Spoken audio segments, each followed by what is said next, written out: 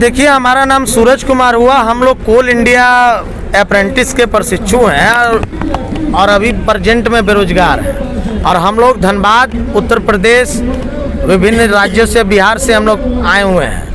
और आज जंतर मंतर में धरना देने का यही हम लोगों का ये है कि हम लोग को कंपनी प्रशिक्षण करा के कौशल विकास योजना अंतर्गत 1 साल के बाद गड्ढे में ढकेलने का काम कर रही है। आज हम युवा विगत 2 वर्षों से रोजगार की मांग पर कंपनी मुख्यालय पर धरना देते आ रहे हैं। कंपनी से 2 से 4 बार सकारात्मक वार्ता भी हुई, लेकिन कंपनी जो है कोयला मंत्री जी के इशारों पर हम लोगों को नियोजन आज तक प्रदान नहीं की। हम लोगों का डिमांड कंपनी से यही था कि जो कंपनी अंतर्गत जो आउटसोर्सिंग और एमडीओ कंपनियां चल रही है उसमें हम लोगों को रोजगार मुहैया कराई जाए, क्योंकि भारत सरकार कहती है कि हमारे अप्रेंटिस के लिए रेगुलर अपॉइंटमेंट नहीं है। तो आज हम लोग सरकारी नौकरी सपना छोड़ आउटसोर्सिंग में रोजगार मांग रहे हैं, क्योंकि आज हमारे क्षेत्र में कंपनी खनन कार्य कर रही है। तो हम लोगों का पहला उसमें अधिकार होता है कि हमारे कंपनी अगर हमारे क्षेत्र में काम करे तो पहला नियोजन हमारा होना चाहिए। दूसरा, हम लोग डबल स्किल्ड युवा हैं। तीसरा कि देश में बेरोजगारी इतनी बढ़ गई है कि आज हम लोगों को किसी टेक्निकल सेक्टर में रोजगार नहीं है। तो हम युवा इस बेरोजगारी का मार झेलकर इस सरकार से पूरी तरह से त्रस्त हैं और आज जंतर मंतर में अपनी मांग को लेकर हम लोग आए हैं। इस समस्या से कितने लोग प्रभावित हैं? इस समस्या से लगभग 20,000 प्लस लोग प्रभावित हैं। कंपनी 1 साल अप्रेंटिस प्रशिक्षण के नाम पर कोल इंडिया एक आम मजदूर का तरह खादान में युवाओं से काम करवाती है और 1 साल के बाद उसे सेवा मुक्त कर देती है।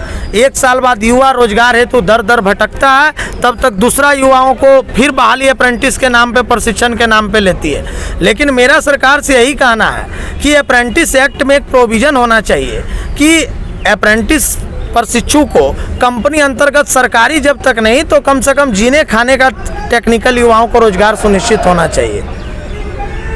जब आप आवेदन करते हैं तभी वो नॉर्म्स है कि 1 साल के लिए ही खाली? हाँ, वो अप्रेंटिस जो है पूरे देश में रेलवे भी करवा रही है, लेकिन रेलवे CCA कोटा के तहत अप्रेंटिस को अपना रोजगार दे रही है, सेल भी करा रही है। बहुत सारे भारत सरकार की अनुषंगिक कंपनियां और सेंट्रल PSU जो चल रही है जो अपने अप्रेंटिस को रोजगार दे रही है, लेकिन कोल इंडिया एक भी अप्रेंटिस और स्थानीय को रोजगार नहीं दे रही है, जो साफ तौर पे सरकार का तानाशाही रवैया को दर्शाता है।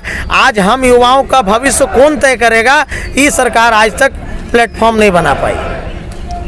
अब कितने लोग यहाँ पहुँचने वाले हैं? अभी देखिए, हम लोग जो प्रेजेंट अभी आए हैं और बाकी लोग धरना जो रेल रोको आंदोलन के वजह से बहुत कोई आ नहीं पाए और कम लोगों का परमिशन भी हमारे पास था, इस वजह से अभी हम लोग जो प्रेजेंट है इतने ही लोग हैं। आप लोगों को लगाने से पहले ये कहीं लिखित में या आप लोगों से वैसा कुछ वादा किया जाता है कि वो आप लोगों को ट्रेनिंग देने के बाद सरकारी में मतलब पक्का कर दिया जाएगा, ऐसा कुछ देती है क्या? देखिए, सबसे बड़ी बात है कि कंपनी को और सरकार को एक नियम बनाना होगा। अगर इस क्षेत्र में कोई कंपनी बैठी है तो इस क्षेत्र का युवाओं को रोजगार होना सबसे पहला प्राथमिकता होता है।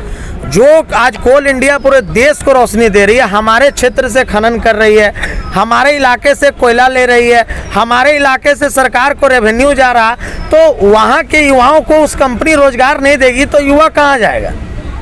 ये सबसे बड़ी बात है। आज सरकार के पास ठीक है कोल इंडिया में रेगुलर अपॉइंटमेंट का जगह नहीं है, तो जो बड़े बड़े उद्योगपति को ला के आज कोयला खनन करा रहे हो उसमें हमारा डिमांड है कि हम अप्रेंटिस युवाओं और स्थानीय युवाओं को रोजगार का प्रावधान बनाया जाए। ये जो बेरोजगारी की बात कर रहे हैं इसके जिम्मेदार आप किसको ठहराते हैं? इस बेरोजगारी के जिम्मेदार प्रेजेंट जो है डबल इंजन का फेलुअर सरकार है कि सरकार आज तक युवाओं को जो वादा जो करके सत्ता में बैठी, आज पूरे 9 साल 10 साल में केवल विफलता साबित हो रही है। हर बात इनका झूठ निकल रहा है। आज ये सरकार 9 करोड़ 2 करोड़ रोजगार का बात बोल के आज प्राइवेट आउटसोर्सिंग में रोजगार मांगने के लिए युवाओं को लाठी खाना पड़ रहा, आंदोलन करना पड़ रहा, तो इससे दुर्भाग्य की क्या बात है? मौजूदा सरकार तो कहती है मैंने नौजवान युवाओं की आय दुगनी कर दी है, 80 करोड़ लोगों को राशन दे रहे हैं, इस पे क्या आपको है? देखिए, आज देश में जो प्रमुख मुद्दा वो है बेरोजगारी। एम्प्लॉयमेंट देश में कहाँ है आप बताइए? रेलवे 5-6 साल से वैकेंसी नहीं है, सेल का वही हाल है, रेल का वही हाल है, भेल का वही हाल है, एसएससी का वही हाल है। टेक्निकल हम लोग युवा, टेक्निकल में कहाँ रोजगार। आज कोल इंडिया कहीं मैं बात कर रहा हूँ 30 साल से बहाली नहीं ली है, 30 साल से उसका भर्ती बंद पड़ा हुआ, जबकि कंपनी का पिछले 30 साल में 100 गुना विस्तार हुआ है। पहले कंपनी 1000 मिलियन टन कोयला निकालती थी, आज करोड़ों मिलियन टन कोयला निकाल रही है। तो विस्तार जब हो रहा तो युवाओं को रोजगार देना ना होगा भाई।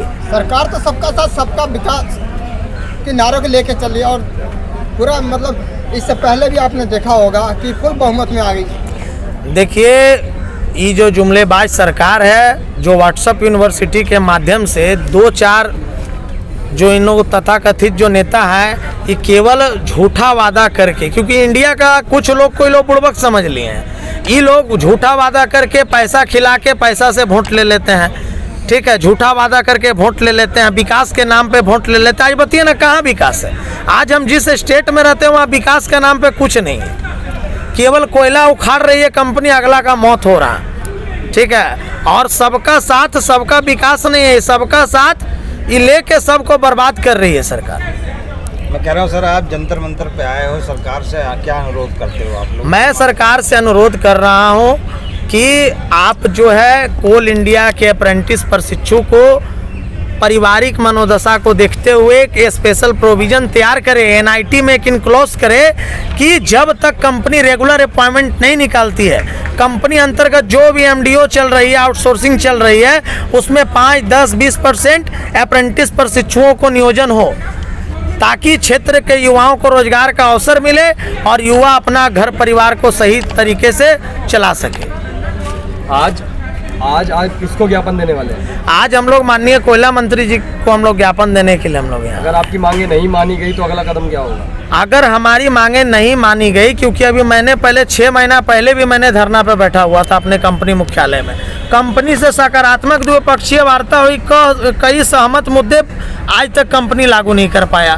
तो अगर इस बार हमारा डिमांड पूरा नहीं होता तो आज तो हम कम संख्या में यहाँ पहुँचे हैं, कुछ दिनों के बाद हम लोग भारी संख्या में यहाँ मौजूद होंगे, क्योंकि कुछ दिन पहले 17 या 13 जुलाई को माननीय केंद्रीय कोयला मंत्री प्रहलाद जोशी जी हमारे क्षेत्र दौरे पे थे।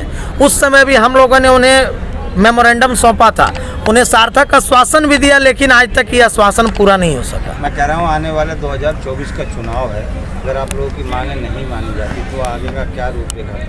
एकदम आगामी जो लोकसभा चुनाव है उसमें हम लोग घर घर जाके सरकार का विरोध करेंगे कि सरकार केवल हम लोगों को कुचलने का काम कर रही है, युवाओं को लाठी मारने का काम कर रही है, युवाओं को ठगने का काम कर रही है, और इस सरकार को एकदम उखाड़ के फेंकने का हम लोग संकल्प लेंगे 2024 में, क्योंकि सरकार से पूरे देश का युवा त्रस्त है। मतलब कहने का मतलब 2024 में वोट का चोट होगा, एकदम चोट होगा, क्योंकि सरकार पूरी तरह ठेकेदार और उद्योगपति के साथ कंप्रोमाइज है।